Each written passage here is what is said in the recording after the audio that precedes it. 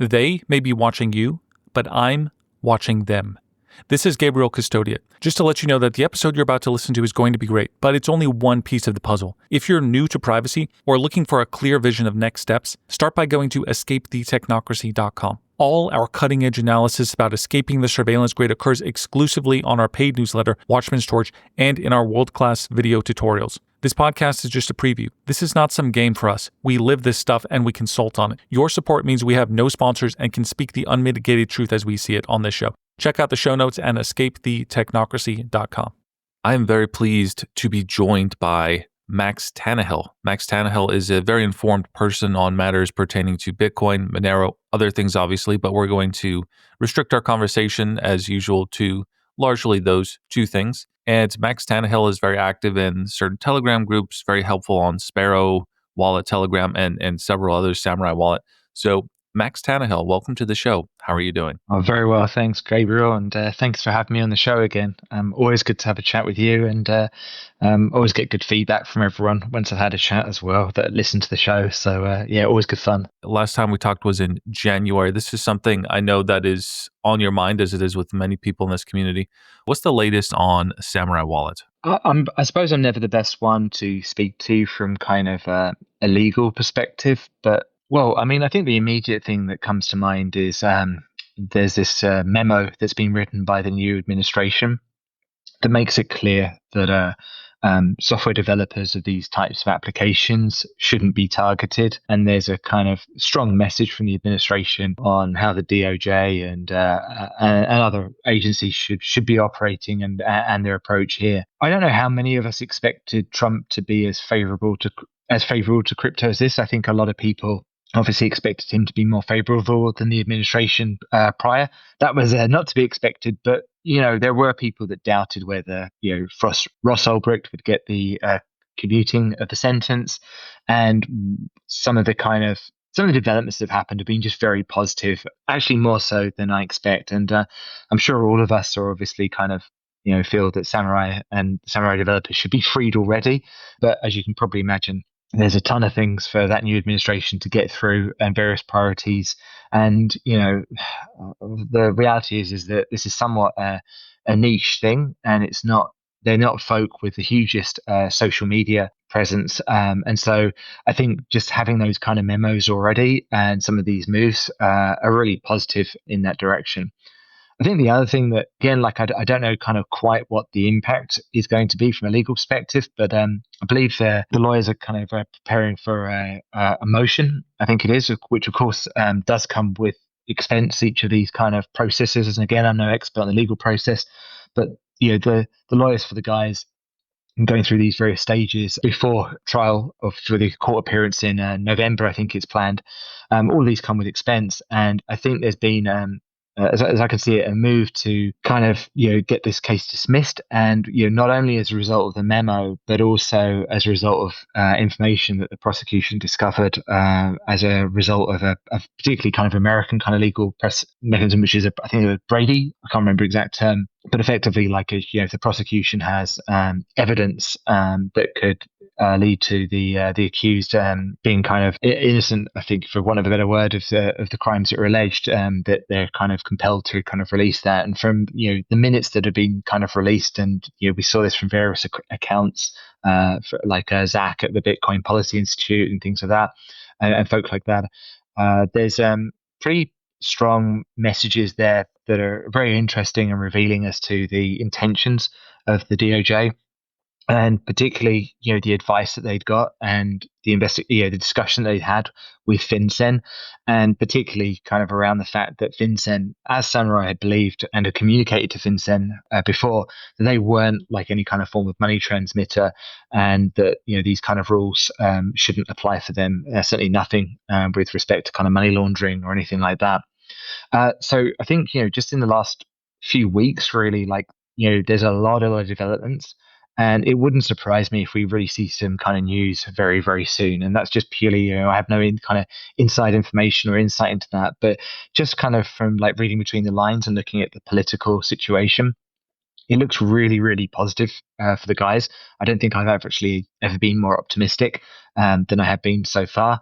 That being said, the SDNY, the Southern District of New York, you know, they've basically been, operating in a certain way for a long time. I don't know quite how far this kind of influence goes and how far they're convinced with the other evidence that they may have or the strength of their case, and whether they think it's kind of worth them kind of pushing this all to trial, and whether they'll actually have the support, even at the kind of direction of Attorney General and all that.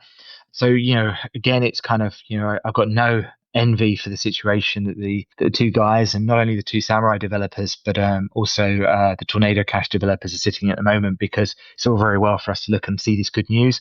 But in this meantime, obviously, some of these guys are in house arrest under pretty kind of unpleasant conditions, and really with a real kind of sword of Damocles over their heads, kind of thinking of a prospect of 20 to 25 years or so with the sentences there. So, in conclusion, I think it looks really good. It's never been more positive. Although I would say, and this is possibly just a kind of a broader point, as much as the administration has been positive towards some that have been kind of really targeted by the Biden administration's lawfare, as it's been known, a lot of what we've seen has been actions, at least as far as I can see, unless I'm missing something, by executive order in the Trump administration and through directives and memos and things like that. So one thing that just sits with me in an uneasy manner with all of this is, no matter how positive the news that we get out of Trump, despite this trifecta of power that he's got at the moment, I've not seen anything change in terms of really the law or kind of precedent in courts or whatever.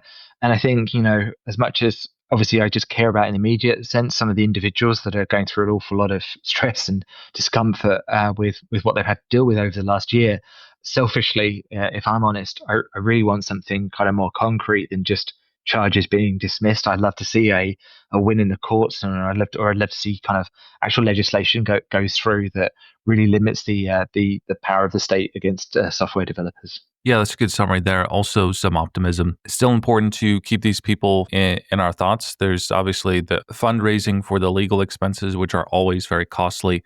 And then, of course, if you have a platform at all talking about these sorts of things, instead of your price report or whatever, the first thing should be the Samourai Wallets developers and Tornado Cash and these sorts of people. That should be change your price segment to that particular topic would be my recommendation. So there's still some people, Max. I saw somebody the other day coming into one of these Telegram groups and wondering why they can't use Whirlpool anymore.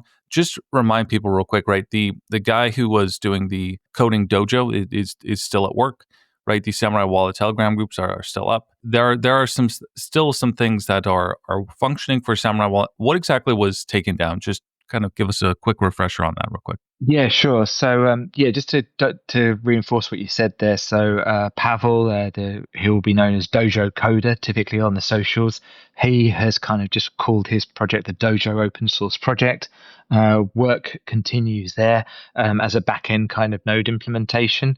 And not only has he continued on doing work on that particular project, he's also assisted a small team that was put together by Jordan, who you will have come across, who kind of contributes as part of the Ungovernable Misfits team, and they were able to get like a distribution on the Start 9 as well. And so, I'll come to your kind of question in a second, but obviously Samourai Wallet was a hugely popular wallet for its particular niche. But I suspect a lot of users by default would have used Samourai's own node infrastructure, which, as I understand, if I recall, was basically hosted on servers in Iceland, which got seized when the arrests happened. So we keep the Samourai groups up because basically a lot of users can come in and not be aware that they can still spend from their wallet. But they will see a zero balance, for example, because their default wallet connection is to the existing kind of node that was seized by, I think, the Icelandic police. So so Pavel continues that and has made it easier for users to run that kind of infrastructure on their own PC without too much kind of technical expertise required at all. So that's good.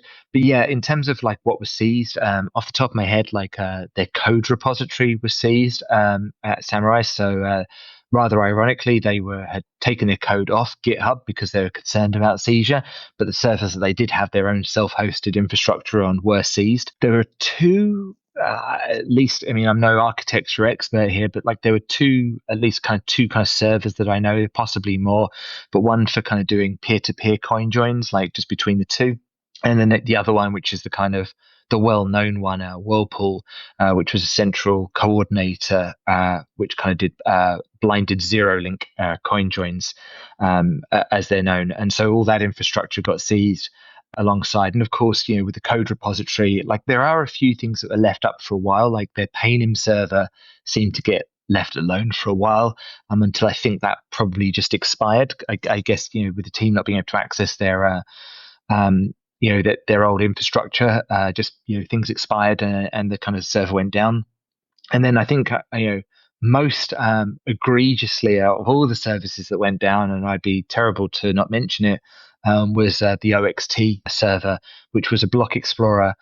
That wasn't just any ordinary block explorer. It gave you the ability to look at transactions and use heuristics to kind of look at flows on the blockchain and get an understanding what makeup your transaction could have, like how ambiguous it was on chain, and also could even be used because of the large amount of data it had from being tagged to like public entities that were known entities. You could even see, for example, if you received a deposit from somewhere, if it was like 1 or 2 hops away from someone like a Coinbase or a KuCoin or something like that.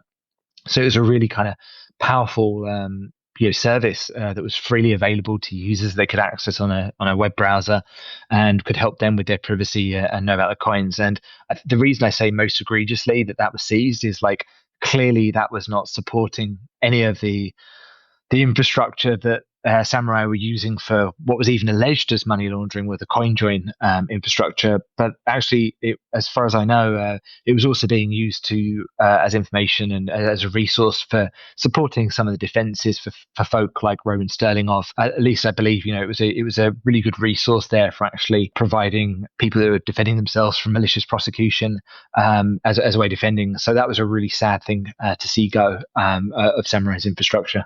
I guess this leads to another question. Ashigaru Wallet, fork of Samourai Wallet. How is Ashigaru going these days? It's obviously very hard to tell because they have like no socials. I think from a pure objective perspective, like it's a bit arguable. Like maybe they've slowed down. They had obviously a very promising release in that September where the initial app came out, and it wasn't just the app. They also rebuilt the Paynim server there. So it was a fair effort in a few months from what is obviously ostensibly a brand new team. Would appear to be, at least from my perspective, they come across as different, and there's nothing kind of, I suppose, that that looks there that says otherwise. Then there was if I recall, like a 1.1 release, which I think actually for me was quite interesting because it was a bit of a departure, I suppose, from how Samourai had operated before. If you read into their blog post, they had some DDoS attacks, I think, as well. And so it seemed to me that release was a kind of, I think they were very aware. It seemed to me that they needed to basically make sure there was a lot of redundancy in their infrastructure, which I think we can all agree Samourai's infrastructure lacked. Although, let's be fair, I think not many infrastructures are capable of withstanding kind of an attack from the state and at that level. But I think if you kind of look at what Ashigaru done by that 1.1 release, it was kind of quite interesting when you dig into detail. And I kind of only became aware of this really when I saw some back and forth debate with a NIM that had kind of done a bit of a reproducibility analysis, because he was talking about like a check that the wallet does for new versions and all that. When you actually look at it, like the Ashigaru team have got like the ability there to actually publish updated URLs for Tor to some of the services that the wallet depends on. So, like the wallet, for example, depends on a Paynim server for some of the functionality that you have there. It has a Soroban server, which was one of the pieces of infrastructure that Samourai had taken down, and that allows 2-person coin joins. There's no Whirlpool server at the moment. There is some other things like their code repository and some other links as well. I can't remember all of them off the top of my head. But what was kind of interesting is that there's a fairly kind of, I don't understand it fully, but like there's a fairly kind of detailed file that actually can be updated on their CATIA, which is like PGP signed. And if you look into the settings, you can kind of see it's buried there, but it actually can update URLs on the fly. So it's pretty clear like that the team have kind of been working towards this kind of idea that some of their infrastructure could either be taken down or compromised. And it just seems to me, at least, is that there has been some kind of long-term planning there. Now, the latest release that they came out with was a very minor release. It was apparently, I think, fixing some further reproducibility issues. If I'm honest with you, I think reproducibility is super important, but I'm also like, I'm not a dev, so like if someone else is kind of comfortable with it, that's good enough for me. As long as it's open source, that's good. So there's, I think, as much as like the development slowed down a bit, I'll put my reputation a bit here, but I kind of get the feeling that like there is more to come. Someone else, actually, a friend of mine, said to me recently on a Signal chat. He said like just the way that the Panem server was done and all that, he just felt that things were in for the long term. So I'm cautiously optimistic that they could bring more functionality out. Hopefully like a Whirlpool or something else, or best place would be even some other innovation that we haven't seen from the Samourai team. That would be nice as well. But yeah, I think it's still a big question mark as to kind of whether they will deliver at kind of at the pace they started out of. And with all these projects, keeping a team together, I imagine is tough. I don't know, if this team has really worked together themselves before or anything like that.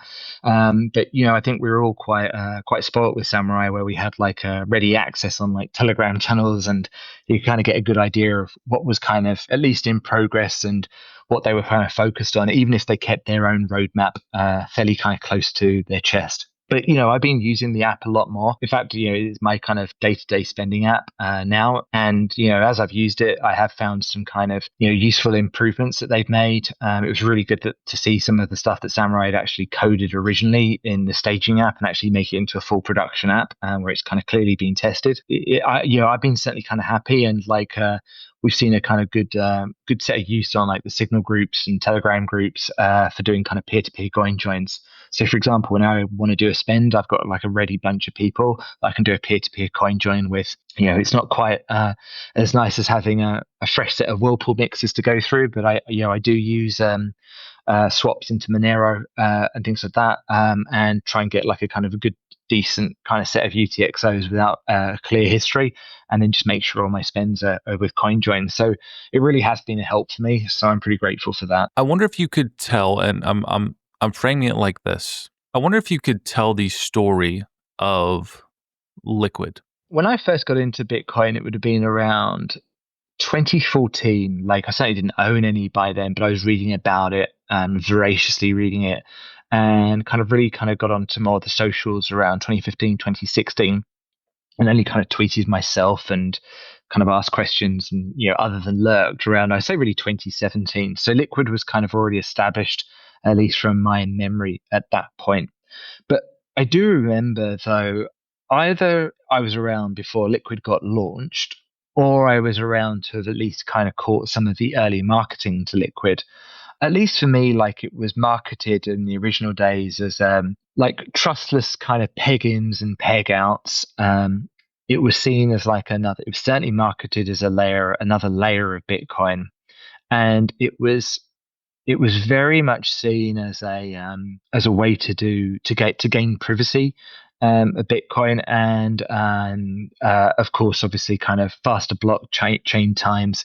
It was kind of fast and kind of got slightly kind of similar marketing as Litecoin. This is a better, faster Bitcoin kind of thing, like it was in the early days.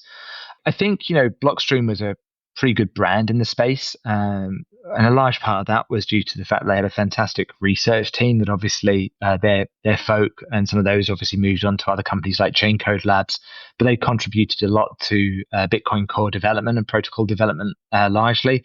But as a product, I think there was a little less coming out from my perspective in that company that was really differentiated from the others. But to go back specifically to Liquid, I think the other thing that I remember as a strong marketing point was it was seen as going to be a tool for traders moving assets between exchanges. So this idea that like if you've got like Bitcoin at Kraken and you've got like another position at Bitfinex, maybe you want to go long on one and short on the other, in order to kind of keep the collateral of various positions, especially if you're doing something like a kind of derivatives futures trade or something like that, rather than trading spot, you might want to move the collateral to back up each of those respective positions between exchanges. And certainly around that time, exchanges were struggling with withdrawals. They didn't really have the on-chain wallet capabilities that some of them do now. Obviously, kind of back in those days, the staff were even less experienced with chain congestion and all that. So Liquid was seen as a way that traders, particularly, could move BTC. Trustlessly, it was marketed as BTC, although they kind of gave it that logo, the ticker of L-BTC. There, but it was definitely kind of seen as a way to kind of move between the two, and so you could move that quickly, and then you didn't have the counterparty risk there, and you didn't have the kind of speed and all that. Now, one thing that wasn't kind of clear, at least as to my understanding during back then, and what I became clearer to understanding later, certainly when I moved into more working at the enterprise side in the crypto space, is that what Liquid had released and being intended to do, they were beaten hands down by a company that actually very few people in the Bitcoin space really know about. But if you're in crypto more broadly, you would be familiar with them.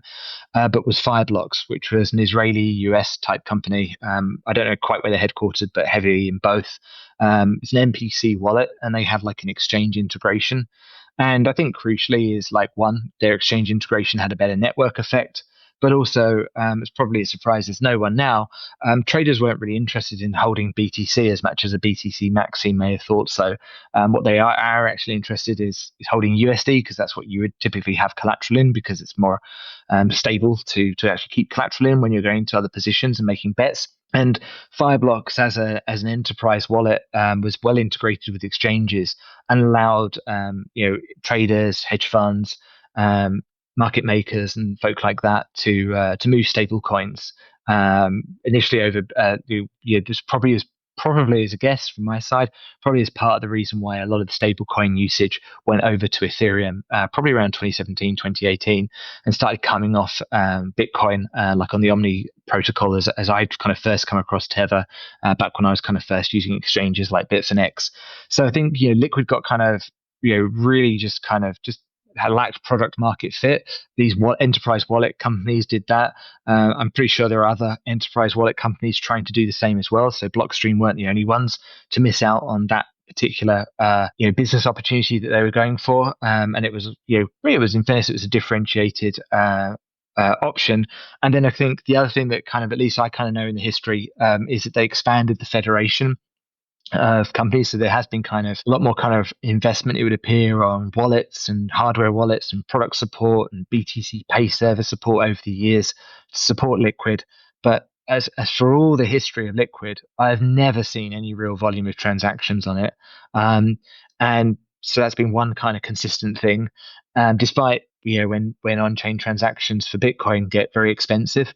And the other thing that's never been clear to me is who actually has, and this is a kind of the $1 million question, who actually has the signing keys for what is, well, at least last I looked into it, could eventually be as small as a kind of three-party multi-sig to actually be able to move the Bitcoin that the Bitcoin is pegged into. Now, they'll talk about a kind of a large, like 15 or so quorum, and maybe, I don't know if it's a 10 or 15 or whatever quite the threshold is. Long time since I've looked at it. But, a good few years ago, there's a very interesting thread on Twitter where an observer on-chain kind of noticed that the threshold that was at a kind of 15 or it's kind of 10 or 15 or something like that had gone through, like hadn't been renewed or something like that, and then the keys kind of went down to like only requiring kind of a 2 or 3 just because they hadn't been renewed. So I mean, ultimately, the thing with Liquid is that really it is ultimately just, at least from my perspective, just really another custodian. Sure, it's a distributed set of signers, but for me it's like the worst of all worlds. I'd rather actually have my BTC, if it was to be with a custodian, with a regulated one where the users are docked, if I had to actually custody, rather than someone unknown, because at least if if they're regulated, they can actually be put in prison and you can take them to court, and it's a bit clearer, what the duties are. Obviously, I don't want to keep my assets in custody, and I typically would use a wallet that would be non-custodial, so I've got the assets. But I always find it a very dangerous proposition when people use anonymous folk to take custody, because you can obviously never protect against the same person having multiple iterations of the same of a different identity, to kind of make a threshold look larger than it is, and it's just really it's impossible to guard against. But yeah, like really, like all Liquid is, and to me now after all this, is a sidechain that I say sidechain. It's not even. I don't even like these terms, sidechain or layer 1.5 or whatever they called it. It is simply another blockchain which has no real reason to be a blockchain, has some really interesting technology like confidential transactions, which shows that it could be applied to Bitcoin if required. But ultimately, the end ownership of the assets that those tokens, those liquid tokens, represent, sit with a small number of individuals, not regulated, not known, not made transparent. And for me, like they run the risk of exposure. So, like what initially for me in my early days, it seemed like a really kind of interesting promise. I saw these kind of wonderful marketing diagrams of like. I remember them being like big circles with nice colors, and like this idea that a chain could kind of interlock at one stage where there's this atomically swap between Bitcoin and Liquid, and can then traverse on another chain and do transactions and then peg out and peg back in. And actually, just by the end of it, looked like just another custodian with a lot of unnecessary trustless tech baked in for something that ultimately was an IOU. One of my favorite things to do, follow Max Tannahill on Twitter, and especially look at his replies to people. Very entertaining, very informative as well. And so I'm just going to hit a couple of the topics that I see you're interested in, Max, and maybe you could extrapolate and give us some more thoughts. Blockstream. You have recently been thinking about Blockstream. Blockstream is a blockchain technology company led by co-founder Adam Back, headquartered in Victoria, British Columbia. The company develops products and services for the storage and transfer of cryptocurrency. What are your overall thoughts on this company, Blockstream? Yeah, I mean, first off, I had some friends there that have worked there, and they're great guys. I've also had some people have had arguments with Twitter over the years that worked there, and not so great guys. Mixed feelings. But I think overall, I would just say that just my feeling is disappointment, really. As a company, like when I was first getting into Bitcoin, for me, there were a lot of interesting companies out there at the time. I remember when I was trying to learn about this kind of new technology, I was looking at blockchain.info, which had all these interesting graphs and a cool web wallet I could try. And then you look at like Blockstream, and they had like the satellite technology that they were doing. They had like a block explorer. They had a whole set of products. But what I found is that when you actually start using these products, it's actually kind of amazing just how, especially in the last few years, how, at least to me, what little I've seen of them, is every product, at least for me, and I'll come across as a bit very critical here, but they just don't seem to release any product in any one area that is kind of best in class. And it would be reasonable to say, well, Max, why even suggest someone should be best in class? Some companies could excel at just building good enough products that kind of work well together, and they're just good enough, I suppose. But they've raised a lot of money, and I don't want to turn this into a full Samurai shill, but you look at the money that a company like Samurai raised, and then the products that they had available. I mean, there it was just a few minutes ago with me trying to recall what servers had been taken down or up. But I mean, they had a wallet, they had a kind of a cold wallet interaction, software with a Sentinel. So there was a kind of an ability to do very secure transactions. They had a block explorer. They had a back end node implementation. The list really goes on of the things that this very small team with very little money raised had. And then you look at Blockstream, and the wallets have been a disappointment from the earliest days. Green Wallet didn't have coin control for the longest time. Their ability to connect to a node was like super similar to Samurai's infrastructure, yet people working for Blockstream had a lot of criticisms for Samurai's infrastructure. At one stage, I even remember the notes that were on the local app weren't even encrypted and were kind of getting stored in clear text on the Blockstream server. So really kind of horrendous privacy violations from my perspective. The default kind of configuration on the wallet was just so ill suited to retail. It was like this kind of complex multi-sig which included Blockstream co-signing plus a time lock. And just the amount of times I saw in like chats, people getting locked out of their funds, and for really very little, at least what I could see, kind of end user benefit. Their Block Explorer initially kind of fairly promising, but actually mempool.space has comprehensively eclipsed it. And if you're actually doing any Bitcoin development work at the moment, it doesn't even have a testnet 4 instance.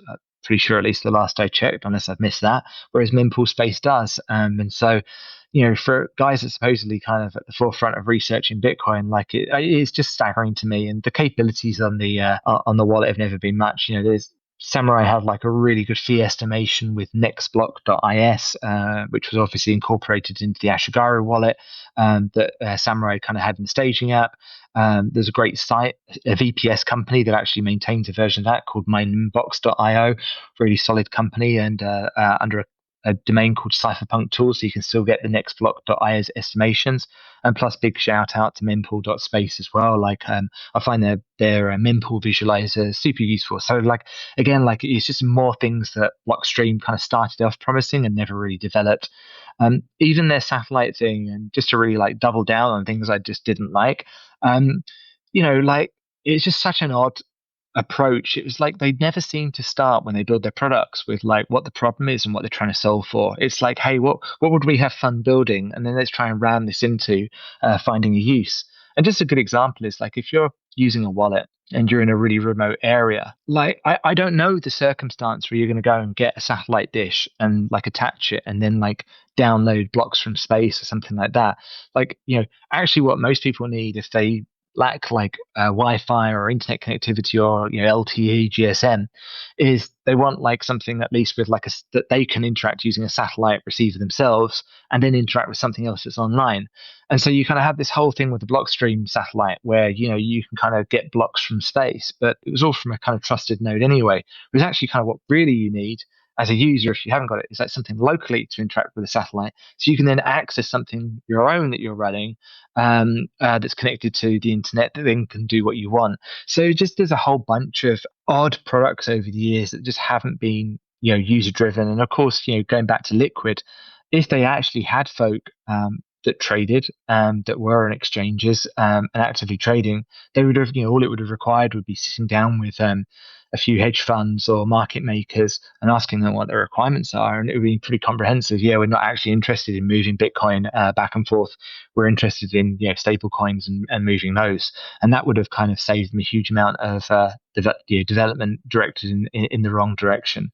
And then really, I mean, in the last couple of years, at least from what I'm aware of, and I've paid very little attention, they're launching financial instruments. I don't know, I think the Volcano bonds was them or something similar. I don't know. In fairness, I may be wrong there, but certainly they've kind of had mining contracts, I think, and kind of somewhat like derivatives. For what started as a company with so much promise, a whole bunch of kind of brain trust type folk. They're real protocol experts. Just very little of it translated into kind of usable products. I mean, even their Electrum server implementation. Don't want to knock the guy that's built it because it's been dependable, but it doesn't scale like some of the other implementations that have been done by the Bitcoin SV guy. I forget his name, but I think he's based in Japan. And then Kalen, I think if I pronounce his name correctly, that does Fulcrum.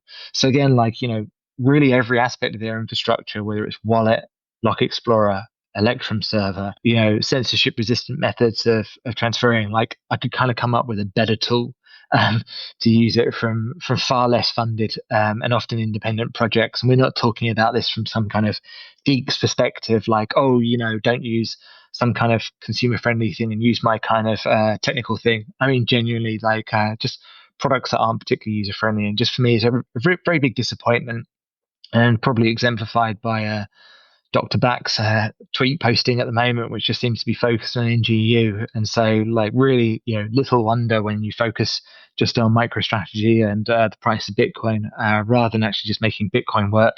Okay, let's get your reaction to this. There's another good follow on Twitter. Orange Surf BTC. And he's tweeted out a few things recently. Here's what he says.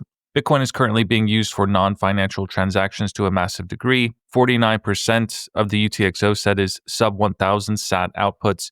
43% of transactions in the past 2 weeks had an OP return or were inscriptions. And then he also says later on, a third of all transactions in the past 30 days were BRC20. What are your thoughts on all of that? Boring is in terms of like what actually is being written to the chain. I think the tweets were really interesting about the stats, but really what a load of boring information and uninspiring economic activity that we're being seen written to the chain.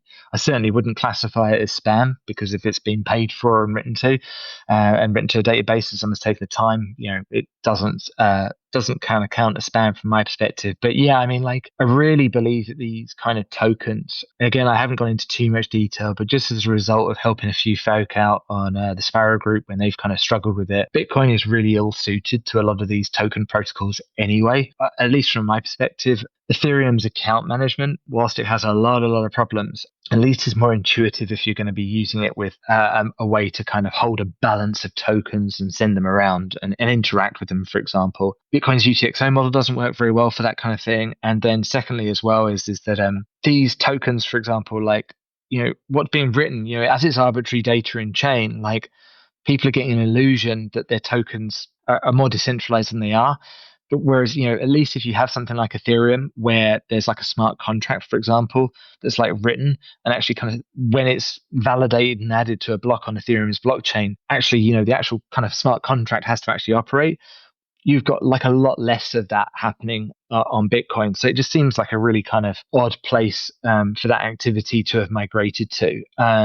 I certainly can see the appeal, though. It's something that a lot of people can't seem to see is because people talk about like, oh, why don't you just store this data in a torrent and or write it in another database? But Bitcoin's blockchain has got this now kind of very enviable track record of being very immutable. It's also really scarce as well. And despite what kind of quite a few people in the crypto space believe, cheap fees isn't really that much of a feature.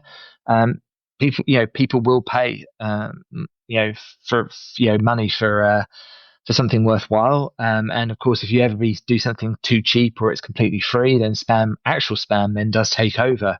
So you've got like a limited database, like as in Bitcoin, you've got kind of a scarce amount of space that you can write to. So there, in that sense, it certainly kind of makes sense to write data that you want there to be in perpetuity and track in an immutable way. I think some of the kind of, I'm sure there's a lot of grifts around this and some rather kind of, at least to the casual observer, some pretty uninspiring artwork and silly tokens and all that. But I think, probably what is happening at the moment is there's a lot of work being built into the UX in wallets that interact with this. And I don't think this is going to go anywhere anytime soon because there's very little competition for those users, because so many Bitcoiners, as in for the ones that are doing financial transactions, aren't actually transacting that much on chain at the moment. So it's cheap comparatively. It's certainly much cheaper than it's been for many years to kind of use up that block space. So it's an open invite. I think just kind of lastly as well is people talk about probably kind of more leading to maybe your other questions, but writing this data of these kind of tokens and, you talk about that, referencing that tweet there.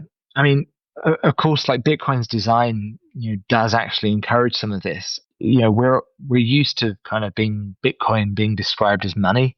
It has been since the earliest days. It's the earliest analogies that's being made compared to, but it's actually never operated like money. It's operated as a database. In many ways, it's operated as a kind of distributed check system, where you kind of write checks to one another and you kind of cash checks to other nodes that you've received, and that's kind of your unspent and you creating the UTXOs when you transact. It doesn't operate like a bank account, doesn't really operate like kind of coins. So it very much operates like a database. And from the various early days, long before I got into Bitcoin, script, admittedly basic, script was put into the protocol with multisig. And so you've got like a programmability into Bitcoin. At least from my perspective, programmability is not something that I typically associate with money. Possibly a controversial thing to say, but if I use money and I put it in an escrow, or it's got some kind of conditional payout, or it requires a certain amount of people to unlock and spend. Those typically in history have been services. They're not something that you kind of expect as a kind of native aspect of money.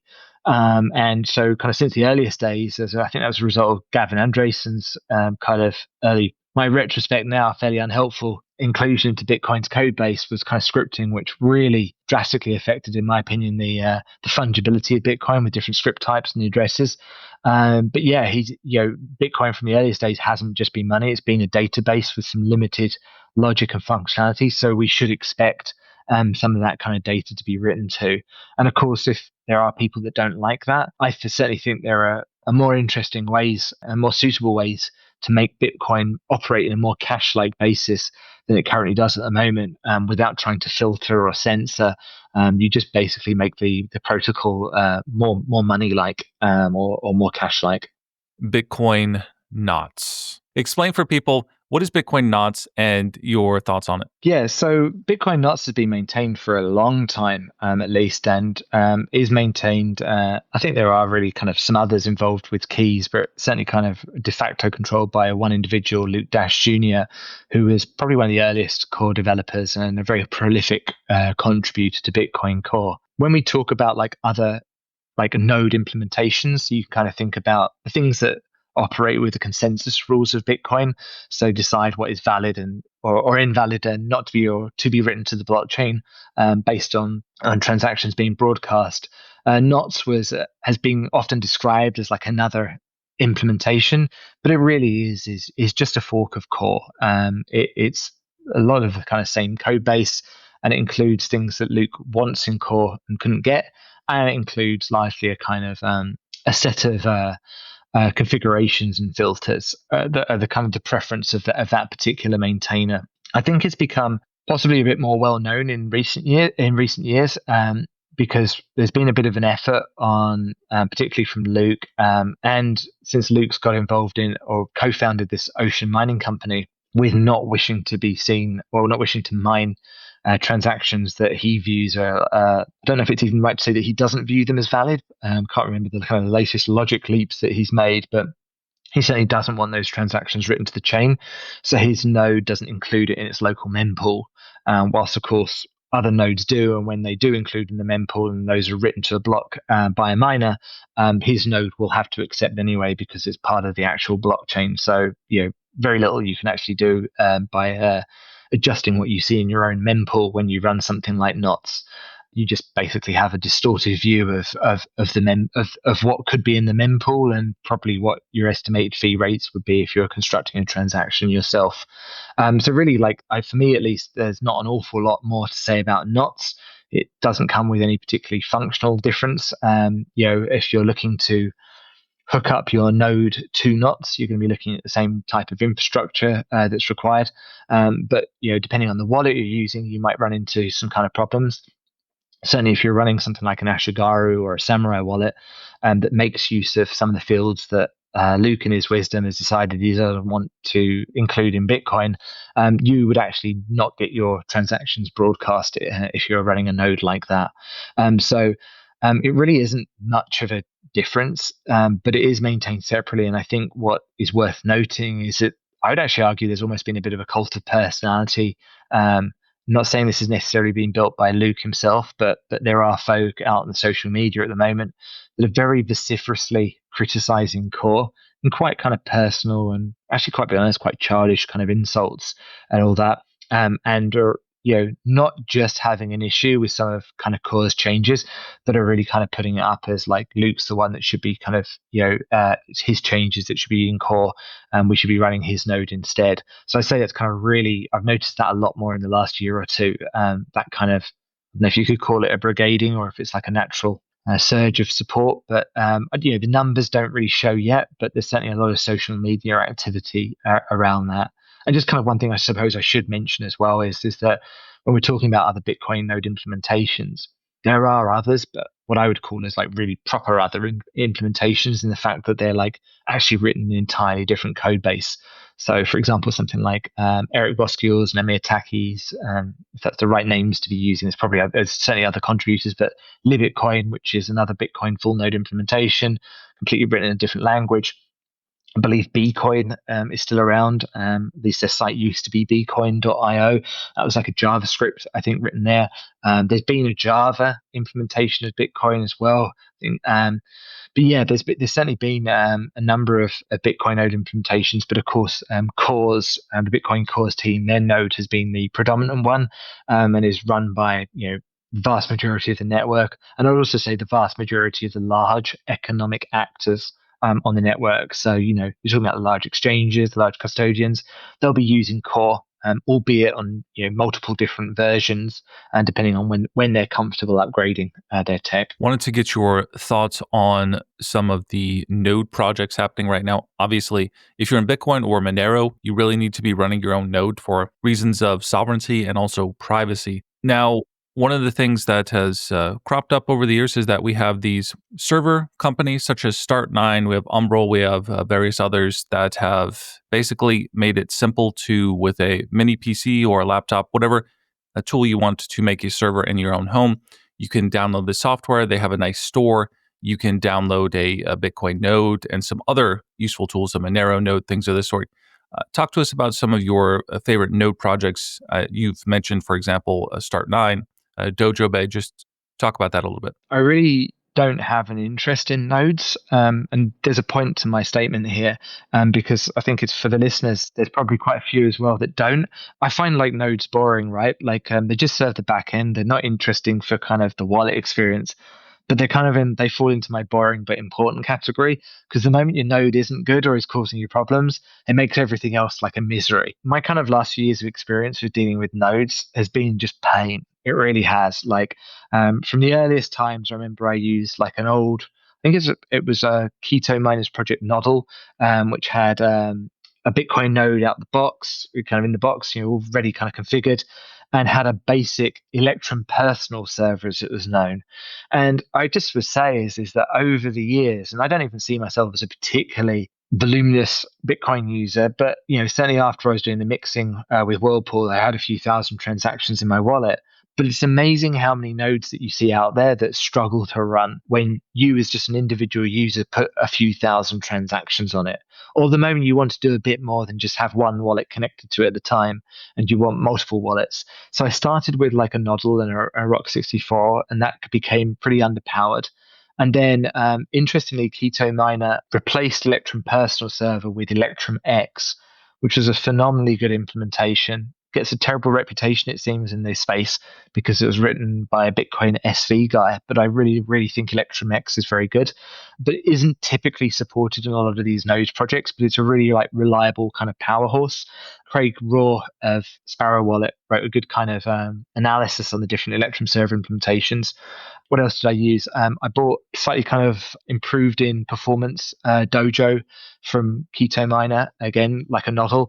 That had Electras on it, which I just used to struggle with syncing my wallet to. And I just genuinely thought back at the time, my Samourai wallet wasn't very performant, or the phones I was using weren't very good. And it wasn't until I connected my phone to like a better run Dojo that I actually realized, wow, okay, like the wallet runs better, and I'm not missing transactions or anything like that. So for me, it was like a big kind of learning curve in the space to realize like the Rock Pros or the Rock 64s, the Raspberry Pis, as much as people I think like to talk about running them, the people that advertised that and talked about it on their Twitter feed, like they weren't really using Bitcoin, or certainly weren't using it with the kind of struggles that I had and the volume I was. And so for me, it was very much like I moved to using like old PCs, and I've now got like literally like a 10-year-old Intel nut that's got a Dojo installed with Ashigaru websites instructions, which kind of took me about 25 minutes to follow, and I got it installed. I don't really enjoy the instructions. There's a whole bunch of command line, but actually they've done it in a way which you just copy and paste the commands, much to Catan's frustration. That tends to be what I like to do. I don't really like to learn what I'm doing when it comes to nodes. I just want to get it running and going so I can do the interesting stuff, which is using the wallet. And actually, that and an old Optiplex I bought have served me very well. I would say kind of Umbrel was a bit of a disappointment because I think they didn't maintain the dojo server for a long time, but credit to them. They did update that a few months ago up to a later version. So that's a solid project as long as your hardware that you've got for that is decent to run on. Ronin, love the team. Just I think they've had a bit of a punch in the gut since the Samurai arrest because there's not been an awful lot of progress out there. If you're kind of excited and interested, particularly in their software, you can kind of build your own hardware and go that. But these days, if I'm to recommend anyone, I just say use Start9. And the reason I say that is, and I say this as someone that I'm pretty sure Twitter's search is so bad now, but I'm pretty sure I argued with one of the founders of Start9 was criticizing them for something a few years ago. But like, my God, like in the last kind of few months, the way I saw them handle the little project that Jordan put together to get Dojo as like an app on Start9, I was really impressed with them. They had like a process for getting an app on. There was like a quality control. They actually reviewed the code on the apps. They wanted to make sure that before the app was put on, it was kind of, it had been tested and they kind of actually really checked it. They want to make sure the experience is right. Just a really professional outfit. I know that they've got another release kind of coming, which is going to re-architect the system. But as it is, certainly I'd recommend buying hardware from them to support them because they deserve it. Alternatively, if you don't want to do that, either you prefer to run your own hardware, send them a donation and run the kind of the non-free version, which is still open source, but just you can run that on your on a local PC, and it's a great experience. And the work that Pavel and Eric PP and Jordan and Takenborough, he's one of the guys that was kind of contributing. As probably missed someone else's name that helped out, but like those guys really did a lot of good work on actually optimizing some of the Dojo implementation, getting rid of some of the I'd say the kind of the friction on the initial setup there that was done. And like, I don't know, I just think it's a really, really good, solid implementation. And I'm just very impressed with that company, their software, their hardware, and the way they operate. And I kind of hope they continue. I think they're the gold standard at the moment as to kind of how the node should run. So yeah, and at least from my perspective as well, you were asking me about kind of what nodes and like what I would use now, and I wouldn't use anything that's not an x86 kind of computer. And by that, I mean, just like a mini PC or a small server or, a laptop like a ThinkPad. Just use something proper like a laptop. You don't have to spend hundreds of dollars. You can just get something secondhand, whack on Ubuntu onto it or a Start9 OS, run the Dojo, run Fulcrum. It has its problems with stability, but there's a fundraiser for there. I think there'll be some good work there. But you'll really be able to have a very reliable node. And if you kind of use one of those implementations, either follow the Ashigaru instructions and just install the Dojo project, or you run Start9, you'll do exactly what I want to do with the node, which is turn it on and then not look at it again and just leave it running so you can just have fun using your wallet. And so that's pleasure for me. I don't want to be a sysadmin and log back in and see stats about how much data is downloaded or what the uptime is. I've got literally zero interest. I just want it to work. Couple of cultural philosophical questions for you to end us here, Max. I'm reading here of your country or previous country. This is from Forbes. One of Apple's optional features is advanced data protection for iCloud, which offers the company's highest level of cloud data security. Apple has just announced that this is no longer available to new users in the United Kingdom. What? Absolutely jaw-dropping. It's a shocking thing in so many ways. I mean, like, these battles were won already in the early 90s on encryption. It doesn't make any sense. I think, one, it's astounding that Apple have gone along with it. Although, I would say, I think Apple are dragging their feet because the advanced data protection is still running. And of all the software updates I've had since, it still hasn't been removed. So I suspect behind the scenes, they're fighting it, and they've just done the very corporate thing of complying in the least possible way initially, and probably doing the right type of management of the regulators, or in this place probably the actual law enforcement, intelligence services or whatever, and do it whilst kind of back channeling probably with the new US administration to get this sorted. Yeah, I think we're going to see this in Europe a lot.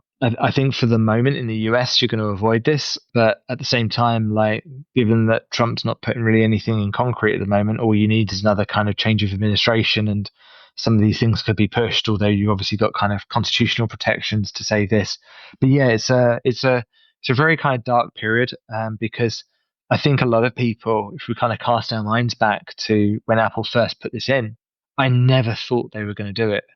It was the FBI had complained a lot when Apple had end-to-end encryption put at the hardware level, but really kind of were pacified somewhat, at least from what I understand, when Apple were able to provide him with a whole bunch of data from his latest iCloud backup. So the fact that that's happened, end-to-end encryption has even happened at the cloud level is fantastic. It's a huge win that Apple normalized that, regardless of kind of people's opinions of Apple as a company. They are a trendsetter, and that things that they do should be paid attention to like that. They've kind of normalized end-to-end encryption of cloud backups. And I think the other thing as well, in a related way, is the fact that there's clearly people motivated very much for kind of individual security there, in the fact that it was kind of discovered recently that the Apple phones will reboot after a period of time, which for users of Graphene OS or anything like that won't be a huge benefit. It'll be something they can even configure themselves. But for someone that actually gets their phone seized, to have a kind of phone auto reboot if it hasn't been unlocked for a period of time, it's just a huge win for security. Very kind of smart default behavior, and would make it much, much more difficult to kind of crack into. So I kind of, I'm hoping that Apple are able to win this one. I think the UK will struggle to enforce this. But if it does happen, that I'd be interested to see how they kind of, if they do lose it, how they wean users off it. Like if iCloud just stops working, or if they actually push an update that actually disables the end-to-end encryption, and that's kind of done in a sneaky way. They'll have to kind of very carefully consider how they do that. But yeah, it's a worry for me, because even if I'm personally quite comfortable about configuring the data I care about, and encrypting it and backing it up, which Apple have kind of got an incredibly good UX for, it is something I care about. It's something everyone should care about, because if you've got family members, and I've kind of made it, when you kind of go on this kind of journey of discovering more and kind of security and privacy, you don't expect all your family members to necessarily be as paranoid as you, but both my parents and my brother, they've all got advanced data protection enabled on their computer and all their, on their phone, and all their computers are full disk encrypted. And so I'm not looking forward to, if that does get turned off, trying to either migrate them to something else or find an alternative for them to kind of still back up their data, but not leave a whole bunch of personal information on Apple's servers. One more question here. You have talked about spending time living in Singapore. I read the article that you mentioned last time that I was not familiar with Disneyland and the death penalty. And I just wanted to get your thoughts on it, because I thought I wasn't sure what to expect, but here are some things that I took away. By the way, this is one of his paragraphs from there. He says, "There is no slack in Singapore. Imagine an Asian version of Zurich operating as an offshore capsule at the foot of Malaysia, an affluent microcosm whose citizens inhabit something that feels like, well, Disneyland. Disneyland with the death penalty." And death penalty because he talks about a guy who was executed, I think it was a Dutch guy who was executed for bringing in 1 kilo of cannabis. And one of the some of the interesting things that he points out, and this article's old, but he says that, he says the physical past here in Singapore has almost entirely vanished. He calls it a single-party capitalist technocracy. He says, I didn't see a single bad girl in Singapore. He talks about the CD selection in the shops seemed like it had been vetted by Mormon missionaries. He calls newspapers organs of the state. He kind of implied that the government has a say in which books are end up in the shops there. He mentioned these mandatory mixers for at the time, I guess, for reasons of population, and you could be slapped on the wrist by your company if you didn't show up to these mixers if you're a single. And so first of all, Max, tap on the microphone twice if you're being held a hostage. And otherwise, just maybe based on what I said, does some of the stuff exist? What's going on here? Yeah, I think a lot of it still exists, and some of it's not that he's out of date, but things have changed just as time's moved on. But I mean, on a few things there, I mean, a lot of the old history has been erased, but in fairness, a lot of the old history has been preserved as well. I mean, if you compare Singapore to, say, like Malaysia, I found some of the old architecture in a less dilapidated state, probably because the wealth and the effort to preserve some of it. I think culturally, particularly the Chinese are a more forward-looking bunch. They tend not to dwell on the past so much. Certainly a struggle to kind of get family trees of family members here or anything like that, kind of, which would be a big contrast to those in the West, I suspect.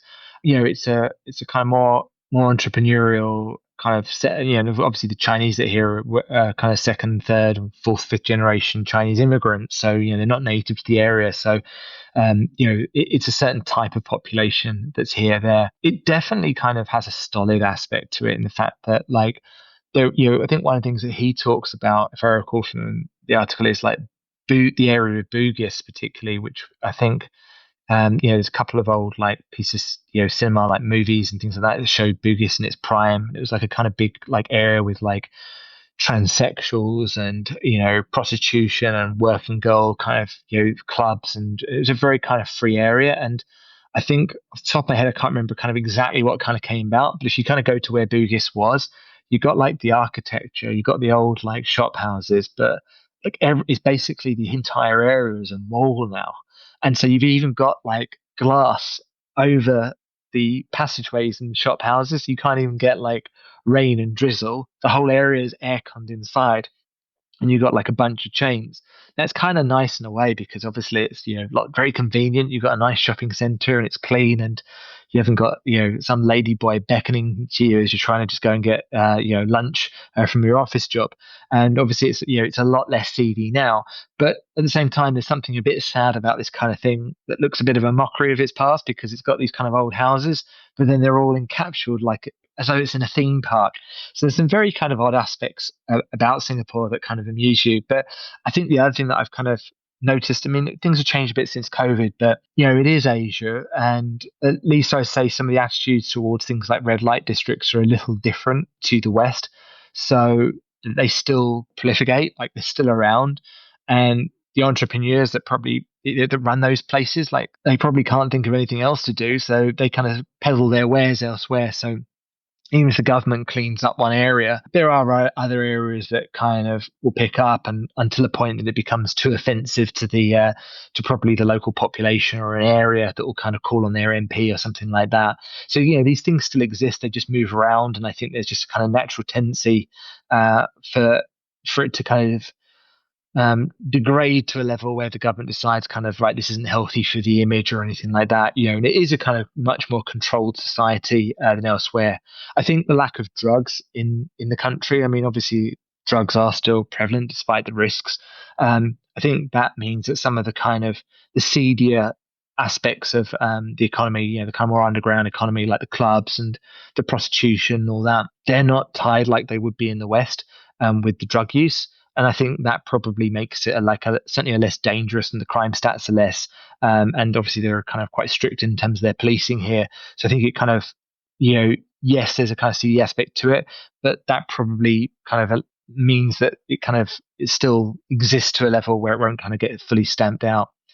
I think the last thing I just kind of say on that though is that it's interesting when you mention things like newspapers and book lists. I don't know if I've said this in a previous podcast, but I know of two people, like one friend of mine took in a plastic weapon, as in like a toy gun, the plane luggage, as part of fancy dress. I think he'd gone and done a stag do in Bangkok or something like that, and found himself spending a night in the cells at Changi trying to explain away that. So, and I know even someone else, I'm pretty sure, that bought like a copy, like a pirated DVD. And I mean, this was a long time ago. It's probably like 10 years ago.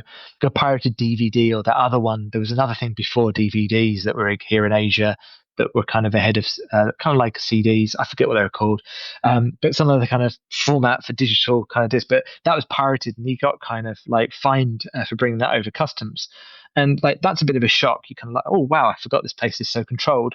But if you think about it, like controls over bringing stuff over kind of port of entry or airports, whatever, like overall since 9/11, most people are used to that being a lot worse than it was.